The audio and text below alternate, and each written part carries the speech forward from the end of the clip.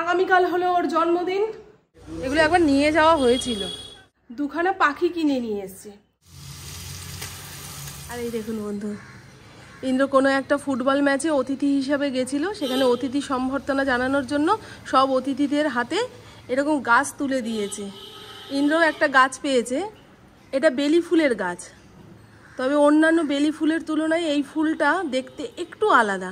দেখেছেন পাপড়িগুলো পুরো তীরের মতন চোখা চোখা, আর সাইজে কত বড়। ওই হাইব্রিড এখন অনেক ফুল বেরিয়েছে না, হাইব্রিড টগর, হাইব্রিড রজনীগন্ধা, গন্ধ থাকে না কিন্তু দেখতে সুন্দর হয়, সেই জাতীয়ই বেলি ফুল এটা।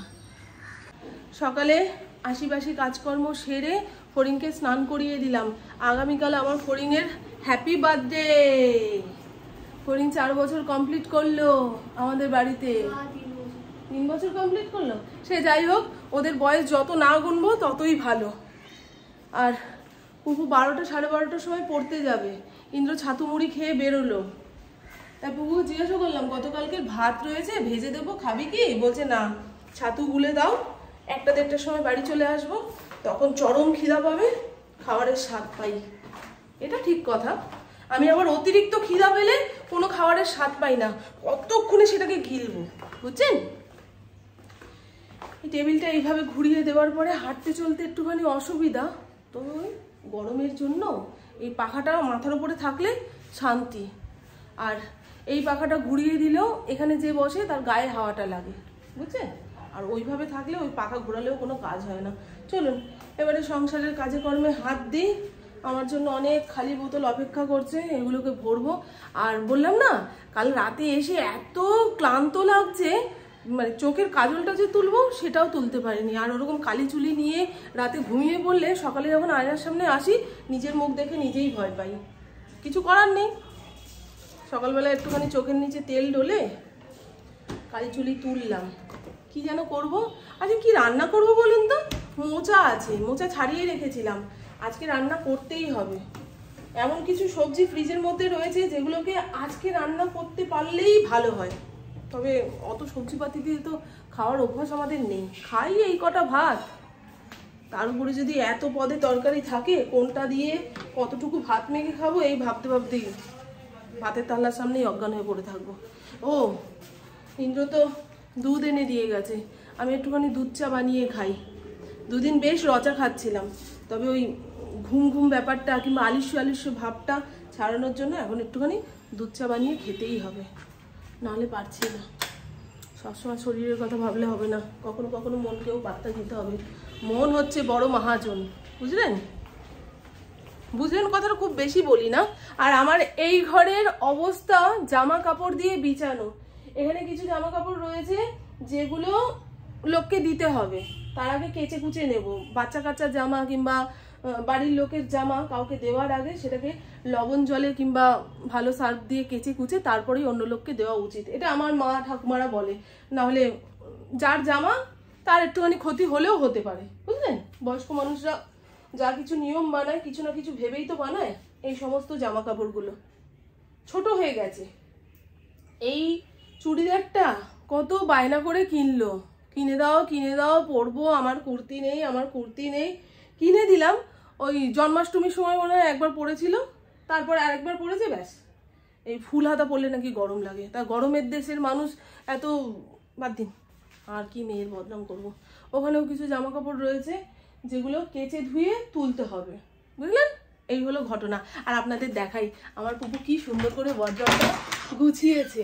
এখন তো আর আলনা ফালনা ব্যবহার করা হয় না, তাই সব জামা কাপড় এরকম বাস্কেটের মধ্যে ভরে ওয়ার্ড্রবে যদি রেখে দেওয়া হয় হাতের সামনে খুঁজে পাওয়া যায়। আর ঘরে আলনা থাকলে দেখেছি বাবা প্রত্যেক দিন 2 থেকে 3 বার গুছাতে হবে।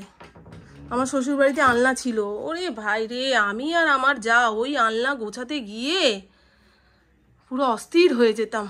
এখানে পুকুর ওই পড়তে যাওয়ার জামা কাপড়গুলো গুছিয়ে গাছিয়ে রেখেছে। কত অল্প জামা দেখেছেন, সব বাতিল করার পরে এই কটা বেরিয়েছে।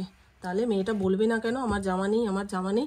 বলছি চল জুডিওতে যাবি বললি, ও শরীর খারাপ হলো, নাহলে টিউশন রয়েছে, এই ভেবেই যাওয়া হচ্ছে না। এখানে একখানা জিন্সের প্যান্ট রয়েছে আর 2-3টে রয়েছে যেগুলোকে কাচতে হবে। আর এখানে ঘরে পরার জামা কাপড় মনে হয় গুছিয়ে রেখেছে। আর এখানে কিছু মেয়েলি জিনিসপত্র ব্যাগের মধ্যে ভরে রাখা হয়েছে। যারা স্টিলের আলমারি ঠালমারি বানায় তাদের দিয়ে ওই আলমারির ভেতরে আলনা টাইপের কিছু একটা কাস্টমাইজ করিয়ে নেবেন, ওতে ঘর দুয়ার অনেক পরিষ্কার পরিচ্ছন্ন গোছানো বলে মনে হয়। হ্যাঁ হ্যাঁ বেরিয়ে গেছে দিদি, হ্যাঁ এই একটু আগে বেরিয়ে গেল।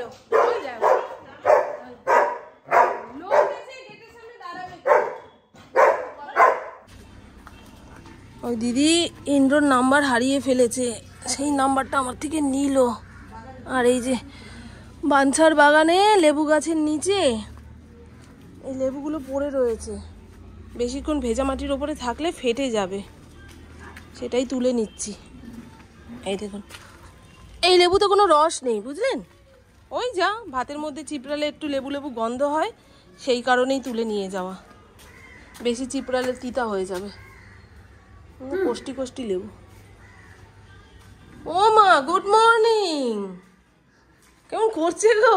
হ্যাঁ বাড়ির বাচ্চারা ঘর থেকে বেরিয়ে গেলে যেমন করে ডাকে না, আসো আমার মেয়ে আমাকে ওইভাবে ডাকছে। কি গাছো কেন? কেন তুই এই লেবুটা খাবো না? দেখুন বন্ধু এই লেবুটা বলে আমি খাবো না। ইউরিক অ্যাসিডে লেবু খাওয়া যায় না, হয়তো নতুন। আমি চা খাবো, তুই কি চা খাবি? দেখেন এই বলি ছাতু খেয়ে যাবো, তাড়াতাড়ি কিন্তু চলে আসবি, রাস্তাঘাটে দেরি করবি না, আমি রান্না বান্না করে রাখবো। হ্যাঁ ভেজে দেবো।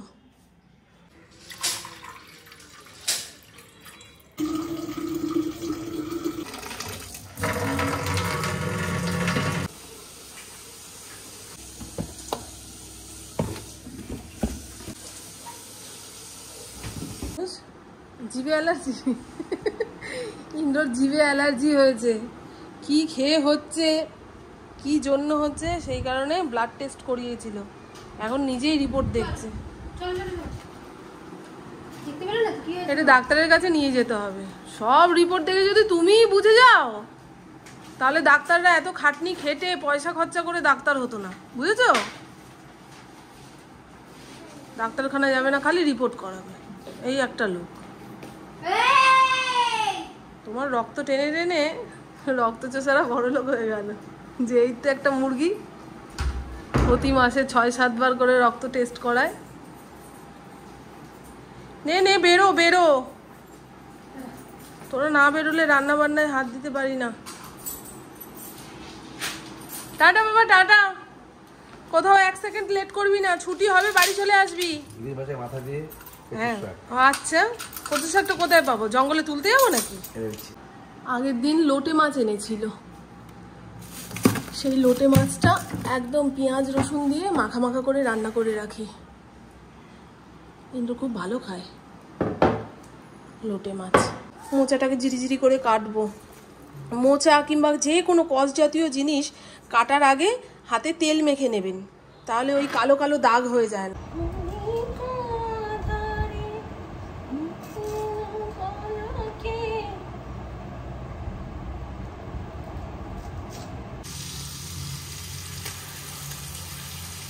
চিংড়ি মাছটা মশলার সঙ্গে একটুখানি নাড়িয়ে চাড়িয়ে নিয়ে মোচাটা এর মধ্যে দিয়ে একটু কষাবো। আগে থেকে আলু ভেজে তুলে নিয়েছি, আলুগুলো না তেলের মধ্যে কিংবা জলের মধ্যে পড়ার সঙ্গে সঙ্গে কি সুন্দর সেদ্ধ হয়ে যাচ্ছে। এই হলো লোটে মাছের তরকারি। লোটে মাছগুলো একদম গোটা গোটা রয়েছে, মশলাপাতি দিয়ে কষিয়ে কষিয়ে রান্না করেছি। আমার বাবু না এই ধরনের লোটে মাছ রান্না খেতে খুব ভালোবাসতো। আমার শ্বশুরবাড়িতে যে লোটে মাছের ঝুড়ি বানায় সেটা আমার বাবু খেত না, বলে ধুর ও তো শুটকি মাছের মতো লাগে। আর এই হলো মোচা ঘন্ট, চিংড়ি মাছ দিয়ে করেছি। নামানোর আগে অল্প একটু ঘি গরম মশলা দিলাম। চিংড়ি মাছের তরকারিতে ঘি গরম মশলা না দিলেও চলে, তবুও আমি দিলাম, মোচার গন্ধটা যেন ভালো বেরোয় সেই কারণে। আর এই হলো পুকুর জন্য বেগুন ভাজা। 3-4 দিন ধরে বলেই যাচ্ছে, মা একটুখানি বেগুন ভাজা বানিয়ে দিও না, বেগুন ভাজা বানিয়ে দিও না। আবার বলে গেল অল্প তেলে বেগুন ভাজবে, কিন্তু বেশি তেলে ঝোলের রান্না খেলে পুকুর মুখে ব্রণ বেরোয়। নিজের স্কিন নিয়ে খুব চিন্তায় থাকে, এটা খাবো না সেটা খাবো না, এটা খেলে আমার স্কিন কেমন হয়ে যায়। প্রচুর পরিমাণে জল খায়। আগে মেরে ধরে জল খাওয়ানো যেত না, এখন বোতল পাশে নিয়ে বসে, সারাদিনে 4 বোতল জল শেষ করে। যাক, আর বললাম বাইরেটা পুরো মেঘলা করে আসলো। আমি যে গতকাল সিঁড়ি দিয়ে পড়ে গেলাম না, ব্যথা জায়গাতে ওষুধ মলম লাগিয়ে ফোলা ভাবটা কমেছে, ব্যথাও নেই বললেই চলে। তবে এই এত বড় ভারী শরীর নিয়ে সিঁড়ির ওপরে পড়েছি তো, শরীরে একটা ঝাঁকুনি লেগেছে, ঘাড়ের এই জায়গাটা ব্যথা করছে। জানি না শোয়ার দোষে কিনা, নাকি কালকে পড়ে গেলাম সেই কারণে। এই যে এই সাইডের পাঁজরটা ব্যথা করছে, বোঝাই যাচ্ছে যে আমি খুব বড় সড়ো একটা ব্যায়াম করেছি, বুঝলেন, সেই ধরনের একটা ব্যথা। আর আপনাদের একটা কথা বলি, আমি না কাল রাতে বেঘোরে ঘুমিয়েছি, তবে ভোরের দিকে একখানা স্বপ্ন দেখলাম। আমার বাবু উল্টো রথের মেলা থেকে 2খানা পাখি কিনে নিয়ে এসছে। আমার বাড়ির গেটের সামনে এসে বলছে, এ মামন দেখ তোদের জন্য কি এনেছি। আমি কি এনেছো এইভাবে যখন বলেছি, বাবু বলছে তোর মাকে প্রথমে দিলাম পাখিটা, তোর মা রাখতে রাজি হলো না, তাই তোর বাড়িতে নিয়ে আসলাম। রাখ না মা, এটাকে পোষ, বেশ ভালো হবে, তোর এই যে ফাঁকা সময়টা সুন্দরভাবে কেটে যাবে। আমি না না, আমি পাখি পুষবো না, আমি এককালে পাখি পুষেছি, খুব মায়ার জিনিস, যখন মরে যায় কিংবা উড়ে যায় খুব কষ্ট হয়। বাবু বলছে রাখ না রাখ না। যখন বললাম না রাখবো না, তুমি অন্য কোথাও দিয়ে দাও, তখন বাবু মুখটা ভার করে আমার বাড়ির সামনে দিয়ে চলে গেল। কতবার ডাকলাম, ও বাবু আসো, চা খেয়ে যাও, চা খেয়ে যাও। আর আমার বাবু না আমার হাতের চা অমৃত ভেবে খায়, মানে আমার হাতের চা নাকি খুব স্বাদ, সেই অমৃতও খেতে চাইলো না, বলছে না খাবো না। মুখটা সেই যে ভারী করে চলে গেল, ঘুমটা ভেঙে গেল। ঘুম ভাঙার পরে না আমার যে কি কান্না পাচ্ছে, যে রেখে দিলেই ভালো হতো, কিংবা আমি পাখিটা অন্য কোনো ব্যবস্থা করে দিতে পারতাম। কি জানি এই স্বপ্নটার মানে কি। এর আগের দিন যখন আমি বললাম না যে ওই ফ্রিতে গাছ পেয়েছি, দেখা যাক আমার পকেটের টাকা গচ্ছা যায় কি না, ফ্রিতে কোনো জিনিস পাওয়ার স্বপ্ন দেখলেই আমি দেখেছি আমার কোনো না কোনোভাবে টাকা গচ্ছা যাবে। ওই যে মেলাতলায় টাকা চুরি হয়ে গেল, এখন বাবু পাখি দিতে এসছে, রাখলাম না, বাবু বেজার হয়ে চলে গেল। এই স্বপ্নর মানে কি কে জানে। রান্নাঘরে পরিষ্কার পরিচ্ছন্ন করে নিয়েছি, বিকেলের দিকে যদি বৃষ্টি আসে তাহলে আর হাঁটতে যেতে পারবো না, চা বানিয়ে খাবো। চা এমন একটা জিনিস যেটা যে কোনো পরিস্থিতিতে মন ভালো করে দেয়, আমার তো সেটাই হয়। লাইট ফাইট বন্ধ করি, পুপু আসলে খেতে বসবো। আজকে আর ডাল করলাম না, জানেন, ডাল করলে ভালো হতো, ইন্দ্রর খেতে সুবিধা হতো। ঘরে মুসুর ডাল নেই, আজকে মুদিখানার ফর্দ বানিয়ে রাখতে হবে। 2 দিন ধরে খালি বলছি মুদিখানার ফর্দ বানাবো, মুদিখানার ফর্দ বানাবো। পুপু যতক্ষণ না আসছে ততক্ষণ এই জামা কাপড়গুলো ভাঁজ করে রাখি। ওয়াশিং মেশিনে কতগুলো জামা কাপড় রয়েছে, সেগুলোকেও মেলে দিতে হবে। আজকে ফরিং যে স্নান করেছে, এটা হচ্ছে একটা কম্বলের ওষার, এর ওপরে ও গা হাত পা মোছে, আবার শুকিয়ে গেলে ভাজভুজ করে তুলে রাখবো। অনেক বড় জিনিস তো, গা মুছতে ওর সুবিধা হয়। এই দেখুন, ঠিক আছে, এগুলো কিন্তু সব হাতে কাচা, আগের দিনই বলেছি, বারবার বলছি, হাতে কাচা হাতে কাচা হাতে কাচা।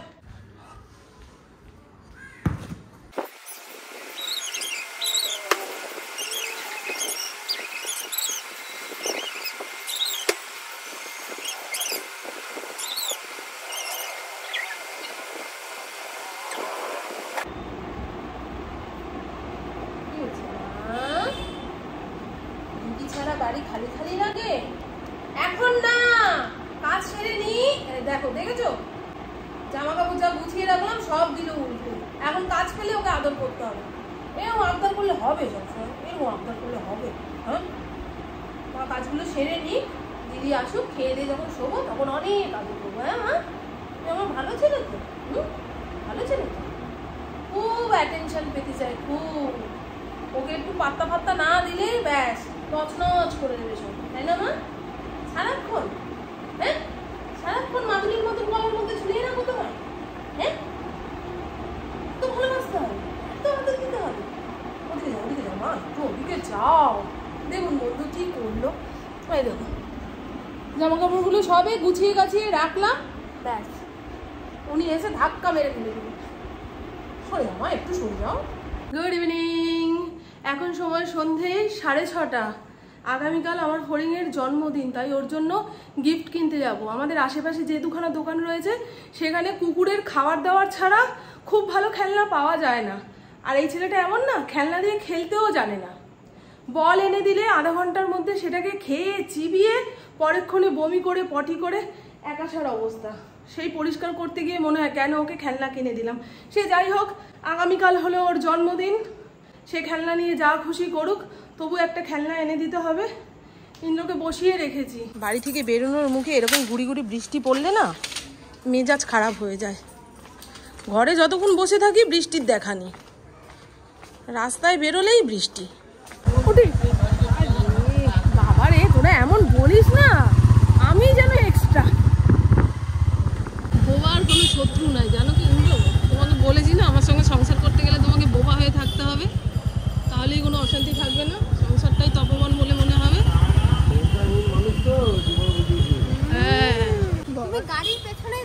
তোরা গাড়িতেও বসতে দিস না, রাস্তায় দাঁড়ালেও ভাবিস তোদের রাস্তা। চল চল চল তাড়াতাড়ি চল।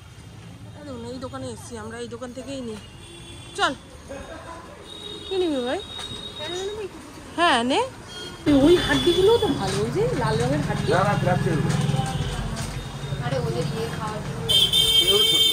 এগুলো একবার নিয়ে যাওয়া হয়েছিল, চিবিয়ে চিবিয়ে খেয়ে নেয়। কেন মুখে নিয়ে দৌড়াবে 4 দিন, তারপরে আর পাবি না খুঁজে। হ্যাঁ হ্যাঁ হ্যাঁ, এটাই ভালো। একটাই নিয়ে নে। আমারই ভুল হয়েছে, আমি অন্যান্য দিন ব্যাগ নিয়ে বেরোই, আজকেই নিয়ে বেরোলাম না। এগুলো তো এদিকে রাখতেও পারবো না, বেশি নড়বে চড়বে না গাড়িতে বসে, কিন্তু নামিয়ে দেবো গাড়ি। আমি নড়ি চড়ি বাবা। এই 50 টাকার ছানা আর 4টে সিঙ্গারা। জিলেপি ভাজা হচ্ছে। আর এই তো বন্ধু, ফড়িংয়ের জন্য যা কিছু কেনার কিনে ফেরার পথে ছানা নিয়ে এসেছি। এটা ফড়িং আর ফড়িংয়ের বাবা খাবে, শরীরের পুষ্টির জন্য। যাদের ছেলে আর বাপ দাঁড়িয়ে থেকে লড়াই করতে পারে, দুজনেরই শক্তির প্রয়োজন। এখন এই ছানা ভাগাভাগি করে দুজনে খাবে। দেখেছেন দেখেছেন? ব্যাস, আর তোমাকে ছাড়বে না, তুমি দেখো। হ্যাঁ, টেবিলে উঠে পারলে খেয়ে নেবে। দেখো তো, ও টের পেয়ে গেছে ওর জন্য যে ছানা এসছে। যাই হোক, আর আমরা রাস্তাঘাটে কিছু খাইনি। পুপু আজকে বেগুন ভাজা খেয়ে মুখে ব্রণ তুলেছে, তাই চাউমিন মোমো কিছুই চলবে না। আসার পথে সিঙ্গারা নিয়ে আসলাম, একটু মুড়ি মাখি, সঙ্গে চা, এই দিয়ে বিকেলটা চলুক। রাতে কি আলাদা ব্যবস্থা করতে হবে? আজকেও দেখো মুদিখানার ফদ্দ বানিয়ে দিলাম না। এই হলো একটা দড়ি খেলনা, দুই পাশে দুখানা গিট লাগানো রয়েছে বড় বড়। ফড়িং ধরবে আর ইন্দ্র টানবে, সেই হিসাব করেই খেলনাটা আনা হয়েছে। কারণ ফড়িংয়ের খেলার সঙ্গী হচ্ছে ইন্দ্র, বুঝেছেন তো? আর ফড়িংয়ের শত্রুপক্ষ হচ্ছে পুপু, আমি হলাম ওর দেখভাল কর্তা। আর এই হাড্ডি এনেছে, এর থেকে বড়টা আনে, আজকে আর পাওয়া গেল না, তাই ছোটটাই এনেছে। আর ট্রিট, কালকে উঠতে বসতে চলতে ফিরতে একটা করে ট্রিট দিবি ফড়িংকে, যেন কালকের দিনটা ওর জন্য স্পেশাল হয়ে যায়। পুপু যখন চা বানায় না, মন প্রাণ যত্ন যা কিছু আছে সব চায়ের মধ্যে ঢেলে দেয়, ওই জন্য এত স্বাদ হয়। ওর হাতের চা যে একবার খাবে সে বলবে, বাবা তুই আগামী দিন কিছু করতে পারিস বা না পারিস, একটা চায়ের দোকান খুলিস। মানুষের মন মেজাজ তাজা হয়ে যাবে এই চা খেলে, এত ভালো বানায়। ওকে দিবি না কিন্তু, ও নিজের খাওয়া বাদে সবার খাওয়া খুব ভালো লাগে। এমন করে থাকবে না, মনে খেতে দেওয়া হয় না। বিশেষ করে তোর খাওয়া, ভাবে ওর ভাগেরটা তুই খাচ্ছিস, বুঝলি? ওই জন্য এরকম দিব্য দৃষ্টি দিয়ে তাকিয়ে থাকে। আমার তো এই বাড়িতে কোনো ভাগই নেই, সবই ওরে।